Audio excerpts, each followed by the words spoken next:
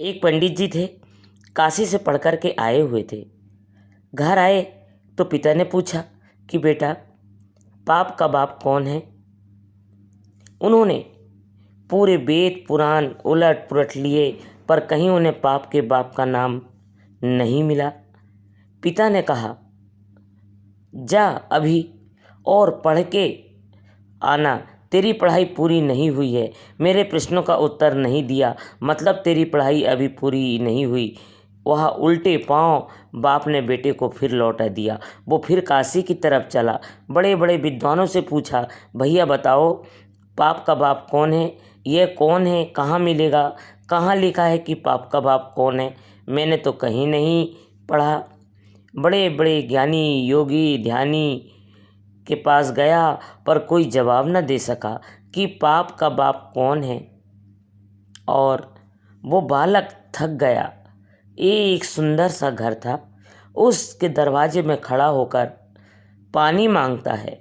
भैया पानी मिलेगा? तो अंदर से एक सुंदर सी महिला सज धज करके श्रृंगार करके पानी लेकर चांदी की गिलास में पानी लेकर आई। कहा, लो पंडित जी, पानी पी लो।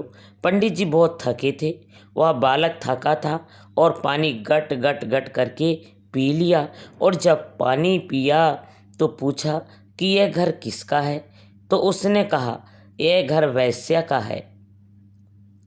इस घर में वैश्या रहती है। अब पंडित जी अपना पानी बाहर निकालने लगे। निकल पानी, वैश्या का पानी मैंने पी लिया। तुमने बताया नहीं कि घर वैश्या का है। मैं कभी पानी नहीं पीता, वैश्या के घर का मेरा धर्म बिगाड़ दिया। उस महिला ने कहा, पंडित जी अब धर्म तो देखो बिगड़ ही गया है। तो गर्मी बहुत है और आओ अंदर बैठ जाओ। छाया तुमने पूछ लिया होता, पहले तो हमने बता दिया होता, पर तुमने पूछा नहीं। आपने पानी मांगा, हमारा धर्म था पानी देना, तो दिया। गर्मी बहुत है, कहीं छाया नहीं है, आओ थोड़ी देर बैठ जाओ। पंडित जी बोले, चलो ठीक है बैठ जाते हैं, पर हमें उचित करना पड़ेगा। तुम्हारा पानी पी लिया है। वैश्य के घर का वैश्य के अंदर गई और अंदर से लड्डू लेकर आई।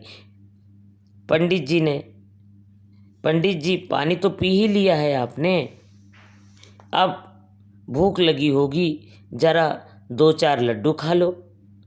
पंडित जी बोले, राम राम राम, तुझ वैश्य के हाथ का हम लड्डू खाएंगे? वैश्य ने सोने का एक सिक्का रख दिया। अच्छा एक काम करो, एक लड्डू खाओ, एक सिक्का देंगे। जब आप पानी पी ही चुके हैं और पानी का प्रायश्चित करोगे तो लगे हाथ लड्डू का भी प्रायश्चित कर लेना। फिर और यह जो सोने का सिक्का है ना, पैसा ये आपके रास्ते में आपको बहुत काम करेगा।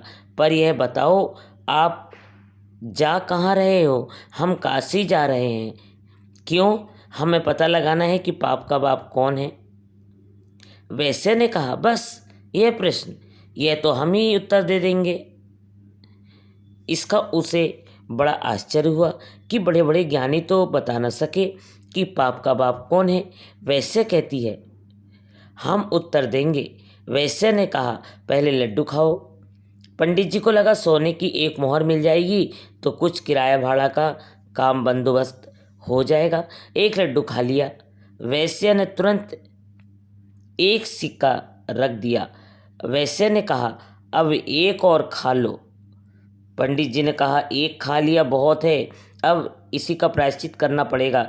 नहीं, तुम्हारे हाथ का नहीं खाएंगे, तुम वैश्या हो। अरे महाराज, गुस्सा काहे को खोते हो? एक लड्डू पर 2 मोहरें हैं। पंडित जी बोले, एक पर 2 है, कोई बात नहीं, प्रायश्चित कर लेंगे, चलो। एक और खा लिया। वैश्य ने तीसरा पकड़ाया, तीसरा लड्डू खाओ। उसने कहा, नाना 2 बहुत हो गए, गंगा जाकर जब करूँगा तब कहीं जाकर तुम्हारे पाप से मुक्ति मिलेगी। अब जब करना है तो तीसरा भी खा लो, इसमें 3 मोहर मिलेंगे। पंडित जी लड्डू खाते गए और वैश्या मोहर देती गई। अंत में पंडित जी जाने लगे। वैश्या ने कहा, महाराज प्रश्न का उत्तर मिला कि नहीं? तब बोले नहीं मिला, काशी में जाकर पता लगाऊंगा। वैश्य ने कहा, महाराज आपको अभी भी पता नहीं चला? आप मेरे घर में लड्डू खाए, मुझ वैश्य के हाथ का खाना पाप है। आप ब्राह्मणों के लिए, फिर भी आपने खाया। बताओ किसके लिए?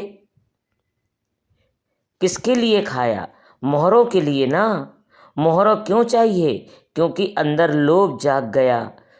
पंडित जी, लोभ जागता है तो आप मुझे वैसे के लड्डू कभी ना खाते। आप पाप तभी करते हैं जब आपके अंदर लोभ जागता है, इसलिए पाप का बाप लोभ है। यह वैश्य ने ज्ञान दिया। पंडित जी उनके चरणों में गिर पड़े। माता धन्य हो तुमने हमारी आंखें खोल दी। सच्ची कहा तुमने, तुम्हारे लोभ पर हम भले तुम वैश्य हो, पर तुमने हमें वो सिखाया कि बड़े बड़े ज्ञानियों ने भी हमें वह शिक्षा न दी। अंत में घर गए, उन्होंने पिता से कहा, पाप का बाप लोभ है। पिता ने हृदय से लगाया और कहने का तात्पर्य यह है कि आप कभी भी लोभ न करें। लोभ ही पाप का बाप है। तो मित्रों, यह वीडियो आपको कैसी लगी? अच्छी लगी हो तो कमेंट बॉक्स में जय श्री कृष्णा ज़रूर लिखें और हमारे चैनल को सब्सक्राइब करना ना भूलें। मिलते हैं दोस्तों अगले वीडियो में। हर हर महादेव।